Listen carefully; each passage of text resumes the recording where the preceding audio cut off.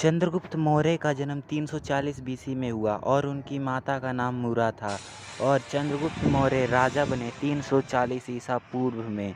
भारत के एक महान सम्राट थे। इन्होंने मौर्य साम्राज्य की स्थापना की। चंद्रगुप्त मौर्य पूरे भारत को एक साम्राज्य के अधीन लाना चाहते थे और लाए भी। उन्होंने लगभग 24 वर्ष तक शासन किया और उनके शासन का अंत 299 बीसी में हुआ। चंद्रगुप्त मौर्य प्राचीन भारत के इतिहास में एक महत्वपूर्ण राजा हैं और 324 ईसा पूर्व में उनकी सिकंदर ने उत्तर पश्चिम भारत में आक्रमण किया। चंद्रगुप्त मौर्य ने अपने गुरु चाणक्य, जिसे कौटिल्य और गुप्त के नाम से भी जाना जाता है, जो चंद्रगुप्त के प्रधानमंत्री भी थे, एक नया साम्राज्य बनाया और एक बड़ी सेना का निर्माण किया। साम्राज्य की सीमाओं का विस्तार किया। सिकंदर के आक्रमण के समय लगभग उत्तर भारत धनानंद द्वारा शासित था।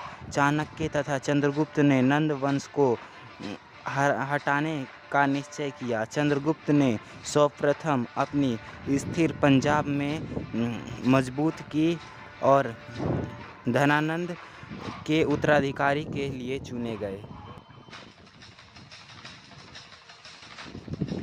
चंद्रगुप्त ने पाटलिपुत्र घेर लिया और धनानंद को मार डाला। इसके बाद चंद्रगुप्त ने अपने साम्राज्य का विस्तार किया, दक्षिण में भी किया। चंद्रगुप्त का अंतिम युद्ध सिकंदर के पूर्व सेनापति तथा उनके सीरिया के सम्राट सेल्यूकस के साथ हुआ। सेल्यूकस सिकंदर की भारतीय विजय पूरी करने के लिए आगे बढ़ा, लेकिन भारत की राजनीतिक स्थिति अब तक परिवर्तित हो चुकी थी और काफ़ी मजबूत थी।